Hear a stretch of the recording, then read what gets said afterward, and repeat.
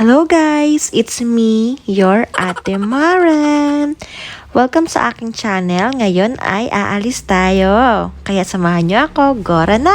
Pero bago tayo mag-gora, i-share ko muna sa inyo.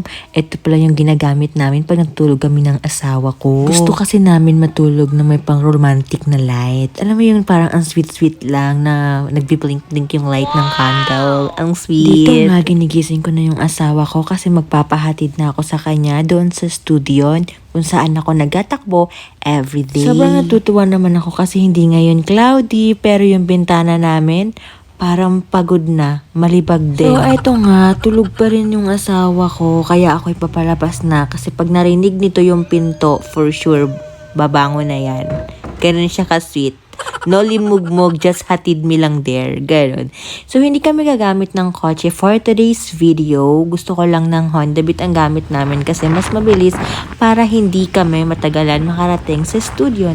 So, eto na nga siya. Ang bilis lang namin. Nagsuot na siya ng jacket. Naghilamos lang siya. Nagmumog. Ayun na. Alam niyo ba na mas gusto ko na magtakbo-takbo dun sa studio kesa dito sa lugar nila? Kasi nga, mas marami kasi doon ng tao. Tapos, mga kasabay ako. Ganun. A few moments later.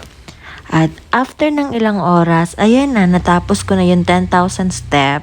Hindi nga lang na umabot ng 10,000 kasi natatai na talaga ako. Taing-tai na ako. Pero sabi nga ng asawa ko, punta muna kami sa ATM machine kasi may i-check lang kami. So dito naisipan ko pa talaga na pumunta kami ng Mr. DIY. Pero hindi ko na na-videohan doon sa Mr. DIY. Naghanap kasi ako ng bag para yung bag na belt, yung parang belt lang siya para may lalagyan yung aking cellphone habang tumatakbo-takbo. Kaso nga, pagdating namin sa Mr. DIY, wala naman yung bag na gusto ko. Kaya sabi ko sa asawa ko, maghahanap na lang kami pagkatapos ko mag-jebs.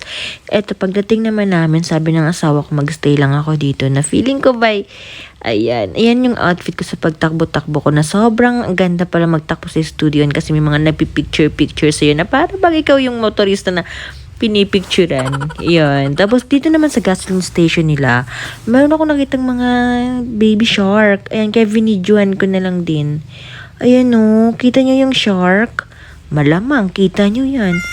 Di ba? First time ko makita ng shark ng malapitan, yung ganyang kalapit.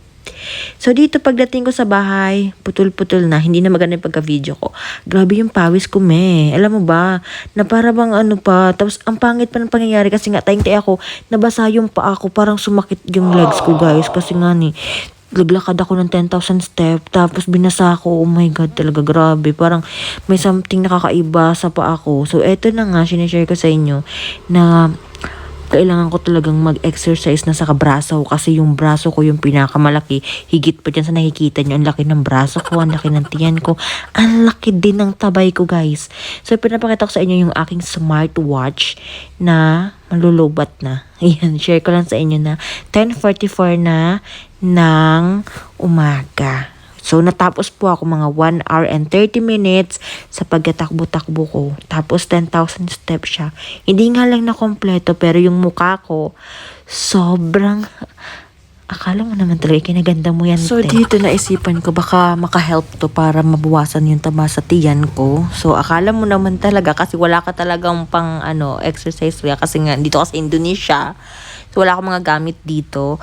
So, eto, try ko lang kung kaya ko na yung katawan ko. Pero sobrang bigat pa rin. Bigat na bigat ang ante nyo, Mima.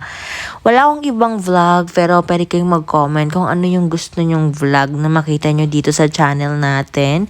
Kasi nga hindi na ako active, pero kung may mga gusto kayong vlog na gawin natin, mag-comment lang kayo dyan sa baba. Yung maayos na comment ha. Kaya hanggang dito na muna. Paalam! Salamat sa panonood! Mwah!